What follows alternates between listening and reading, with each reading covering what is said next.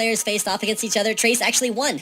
Oh, well, not against each other, but last time these players were in the SoloKing, TrAce actually won 2 out of his 4-0 victory games on Morgana. Picked up a win on Lulu, 2 wins on Morgana, and of course a win on Scion, which was actually really impressive to watch. He played a full tank Scion and just got unkillable, farmed up those minion waves, and picked up a creep score victory. And as far as victories are concerned, when they win, both of these players prefer First Blood, or at least Pure prefers First Blood, whereas TrAce is much more of an objective focused player.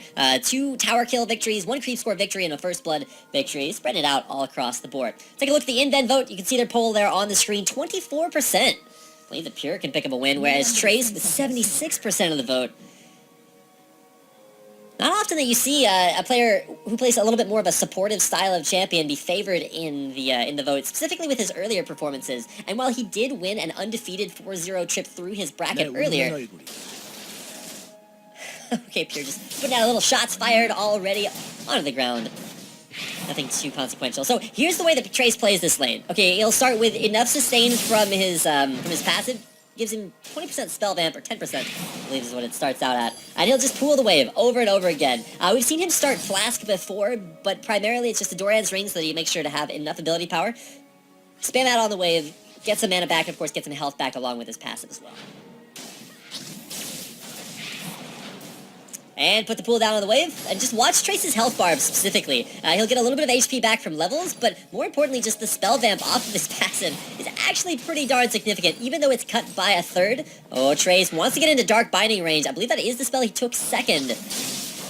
But look at those piercing lights coming out from Pure. He's actually able to go through the creep wave and land several of them onto TrAce to have overall the life total advantage here. But of course, that's probably going to be the case for most of the lane phase, just because he did start with a very, very high sustain item build, Crystalline Flask, Health Potions, no Doran's Blade. We did see a Doran's Blade pick up on Caitlyn. However, that was mostly because Caitlyn was focusing on a lot of early harassment, whereas now for Lucian, recognizes may not necessarily be able to pick up a kill in lane, but does need the ability to sustain through a lot of those Tormented Soils being put down. Now, a problem with Tormented Soil is that it's not exactly the easiest skill to last hit with. You have to time your ticks down there on the minion. Oh, Dark Binding misses through the minions. Actually hit onto a minion right the second before it died. A little bit heartbreaking there for TrAce, who's actually going to take a trip back to base. Very early on, gets a second Doran's Ring and just heads right back into lane. And usually the player who is forced to base first actually has a little bit more of a disadvantage, just because they weren't in lane long enough to pick up enough gold, or as much gold as their opponent. Whoa, walking forward, no threat of the Dark Binding. Pure trading very, very aggressively in this 1v1. Dark Binding cooldown, it's coming up here in just a second. It's up, where is it going to come out?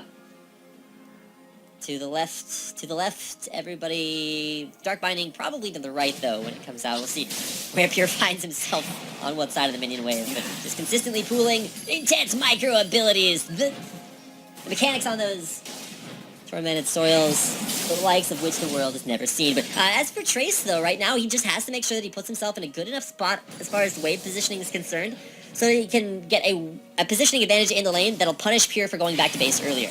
It's kind of a mouthful to say, but you get the idea.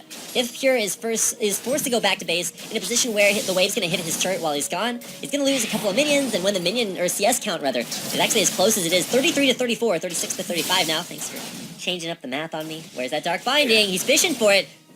No more Relentless Pursuit. TrAce wants to hit it, and does. Big trade advantage, and that's exactly what I was talking about. If you can land that Dark Binding, force TrAce, or force Pure backs, that'll mean that he'll actually be able to shove this entire wave of minions into the turret. Probably deny quite a few.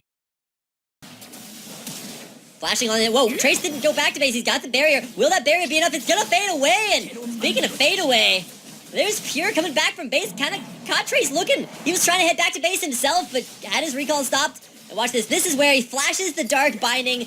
That's your hashtag, the SoloKing big play, if that's actually a hashtag. It's a good time to use it. Flashing that Dark Binding, getting up close and personal, gives Pure a Game 1 victory over TrAce.